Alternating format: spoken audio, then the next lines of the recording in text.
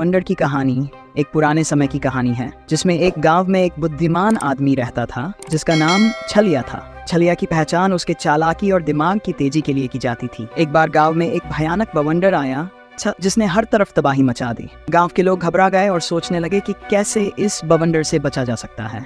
छलिया ने एक योजना बनाई। उसने गांव के लोगों को बताया कि अगर वे सभी मिलकर एक खास तरह की प्रार्थना करेंगे और अपने घरों को सुरक्षित बनाएंगे तो बवंडर गांव को नुकसान नहीं पहुंचा पाएगा। छलिया ने लोगों को एकजुट किया और सबने मिलकर प्रार्थना की और अपने घरों की मजबूती की ओर ध्यान दिया। छलिया ने भी गांव के बच्चों को शिक्षित किया कि बवंडर आने पर वे क्या करें और कहां सुरक्षित रहें। बवंडर ने गांव को छूते हुए गुजरा, लेकिन छलिया की योजना और गांव वालों की एकता के कारण बहुत कम नुकसान हुआ। गांव के लोगों ने छलिया की सराहना की और उसे सम्मानित किया। इस कहानी से ये शिक्षा मिलती है कि अगर हम एकजुट होकर बुद्धिमानी और साहस से काम लें तो किसी भी कठिनाई का सामना किया जा सकता है। बवंडर के बाद गांव में धीरे धीरे सब कुछ सामान्य हो गया। गांव वाले अब छलिया की बुद्धिमत्ता और नेतृत्व के लिए उसका सम्मान करने लगे थे। छलिया भी अपनी नई प्रतिष्ठा से बहुत खुश था, लेकिन उसने इस जिम्मेदारी को भी गंभीरता से लिया। वह जानता था कि अब लोग उसकी ओर देखते हैं और उसकी सलाह पर निर्भर करते हैं। कुछ महीनों बाद गांव में एक और समस्या आई।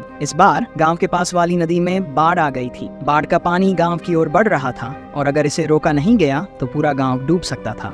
गांव वालों ने फिर से छलिया की ओर देखा। छलिया ने तुरंत अपनी योजना बनाई। उसने गांव के सभी लोगों को इकट्ठा किया और उन्हें बताया कि हमें एक बांध बनाना होगा जिससे पानी को गांव की ओर आने से रोका जा सके। छलिया ने सभी को काम में लगा दिया। गांव के युवा, बूढ़े, महिलाएं, बच्चे सब मिलकर बांध बनाने में जुट गए। छलिया ने एक पुरानी तकनीक का इस्तेमाल किया जिसे उसने अपने दादा से सीखा था। उन्होंने मिट्टी, पत्थर और लकड़ी का उपयोग करके एक मजबूत बांध बनाया। ये काम आसान नहीं था, लेकिन छलिया के नेतृत्व और गांव वालों की मेहनत से ये संभव हो पाया। जब बाढ़ का पानी आया तो वह बांध से टकराया और वापस लौट गया।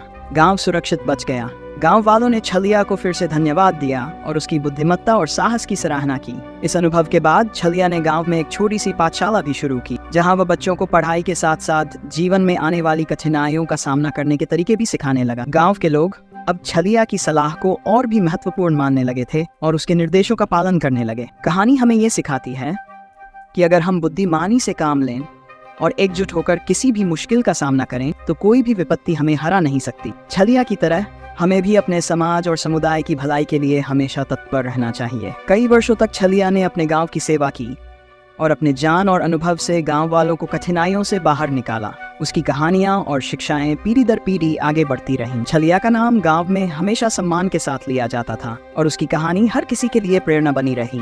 आज भी उस गांव में जब कोई मुश्किल समय आता है, लोग छलिया की बुद्धिमत्ता और उसकी शिक्षाओं को याद करते हैं। छलिया की कहानी हमें सिखाती है कि एक व्यक्ति की समझदारी और साहस पूरे समुदाय को बदल सकता है। इस तरह छलिया की कहानी एक मिसाल बनकर रह गई, जो बताती है कि सच्चा नेतृत्व, एकता और समझदारी से हर मुश्किल का समाधान हो सकता है। छलिया के गुणों और उसकी शिक्षाओं को अपनाकर हम भी अपने जीवन में आने वाली चुनौतियों का सामना सफलतापूर्वक कर सकते हैं। और इस तरह छलिया बवंडर की कहानी हमेशा के लिए हमारे दिलों में बस गई, एक प्रेरणा और मार्गदर्शन के रूप में।